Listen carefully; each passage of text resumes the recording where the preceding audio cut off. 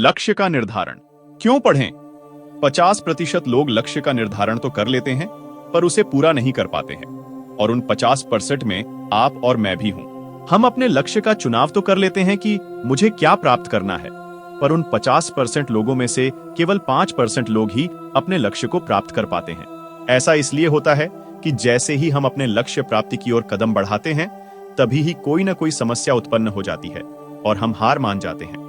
मैं भी कई लक्ष्य का निर्धारण करता हूं, जैसे कि रात को 2 विषय का रिवीजन करूंगा, पर जब पढ़ने बैठता हूं तो आधे घंटे में ही मन उबने लगता है और मैं लक्ष्य से वंचित रह जाता हूं और वह लक्ष्य बीच में ही अधूरा रह जाता है।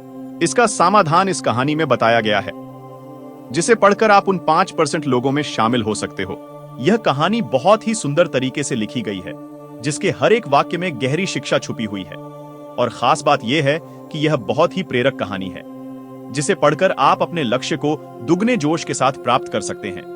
और आखिर में कुछ ऐसे टिप्स भी हैं जो आपकी सफलता को 10 गुना तक बढ़ा देती है। तो कहानी का मजा लीजिए और एक गहरी सांस के साथ इसे पढ़िए। लक्ष्य का निर्धारण।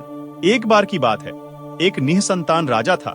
समय के साथ वह बूढ़ा हो चुका था और उसे राज्य के लिए एक योग्य उत्तराधिकारी की चिंता सताने लगी थी। योग्य उत्तराधिकारी की खोज के लिए राजा ने पूरे राज्य में ढिंढोरा पिटवाया कि अमुक दिन शाम को जो मुझसे मिलने आएगा, उसे मैं अपने राज्य का एक हिस्सा दूंगा। राजा के इस निर्णय से राज्य के प्रधानमंत्री ने रोष जताते हुए राजा से कहा, महाराज, आपसे मिलने तो बहुत से लोग आएंगे और यदि सभी को उनका भाग देंगे तो राज्य के टुकड़े टुकड़े हो जाएंगे। ऐसा अव्यावहारिक काम न करें। राजा ने प्रधानमंत्री को आश्वस्त करते हुए कहा, प्रधानमंत्री जी, आप चिंता न करें, देखते रहें क्या होता है।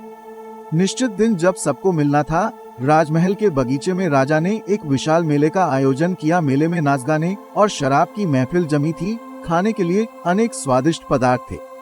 मेले में कई खेल भी हो रहे थे, जिसके कारण राजा से मिलने आने वाले कितने ही लोग नाच गाने में अटक गए, कितने ही सुरा सुंदरी में, कितने ही आश्चर्यजनक खेलों में मशगूल हो गए तथा कितने ही खाने पीने, घूमने फिरने के आनंद में डूब गए। इस शाम का समय बीतने लगा, पर इन सभी के बीच एक व्यक्ति ऐसा भी था जिसने किसी चीज की तरफ देखा भी नहीं, क्योंकि उसके मन में निश्चित ध्येय था कि उसे राजा से ही मिलना है। इसलिए वो बगीचा पार करके सीधे राजमहल के दरवाजे पर पहुंच गया, पर वहां खुली तलवार लेकर 2 चौकीदार खड़े थे। उन्होंने उसे रोका, पर वह रुकने वाला कहाँ था। उनके रोकने को अनदेखा करके और चौकीदारों को धक्का मारकर वो दौड़कर राजमहल में चला गया, क्योंकि वह निश्चित समय पर राजा से मिलना चाहता था। अब जैसे ही वह अंदर पहुंचा, राजा उसे सामने ही मिल गए और राजा ने कहा, मेरे राज्य में कोई व्यक्ति तो ऐसा मिला जो किसी प्रलोभन में फंसे बिना अपने ध्येय तक पहुंच सका। तुम्हें मैं आधा नहीं पूरा राजपाट दूंगा, तुम ही मेरे उत्तराधिकारी बनोगे। वो व्यक्ति खुश हुआ कि वह जिस लक्ष्य से आया था उसका फल मिल गया। वह बिना किसी रुकावट के चक्कर में आए अपने लक्ष्य को प्राप्त करने में सफल रहा। कहानी की सीख, उस व्यक्ति का दृढ़ संकल्प ही उसे उसके लक्ष्य पर स्थिरता बनाई रखी।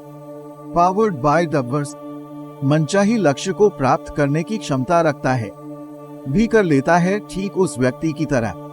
जिंदगी खेलती भी उसी के साथ है। जो खिलाड़ी बेहतरीन होता है, दर्द सबकी एक से है, मगर हौसले सबके अलग अलग है। कोई हताश होकर बिखर जाता है तो कोई संघर्ष करके निखर जाता है। आपको बस यह करना है, एक अपने लक्ष्य को छोटे छोटे लक्ष्य में बांट दो, जिससे कि उसे प्राप्त करने में आसानी हो। मैं भी यही करता हूँ, जैसे कि मैं रात को 2 घंटा पढ़ूंगा, इसके बजाय मैं शाम को 1 घंटा पढ़ लूंगा और रात को बचा हुआ फिर 1 घंटा पढ़ूंगा। 2 लक्ष्य को पूरा करने के बाद टिक लगा दे। 3 जितना भी काम हुआ उसे नोट करें और 3 दिन ऐसा ही करें। आप स्वयं देखेंगे कि आपकी सफलता की दर पहले से 2 गुनी हो गई है। आपका शुभ दिन हो, हमारी यही प्रभु से कामना है। दोस्तों, अगर आपको हमारी वीडियो अच्छी लगी तो आपसे विनती है कि चैनल पर जाकर हमें सब्सक्राइब कीजिए। सब्सक्राइब कर दिया तो आपका बहुत बहुत शुक्रिया, धन्यवाद। हमारी अगली वीडियो देखने के लिए बेल आइकन को ऑल पर सेट करें।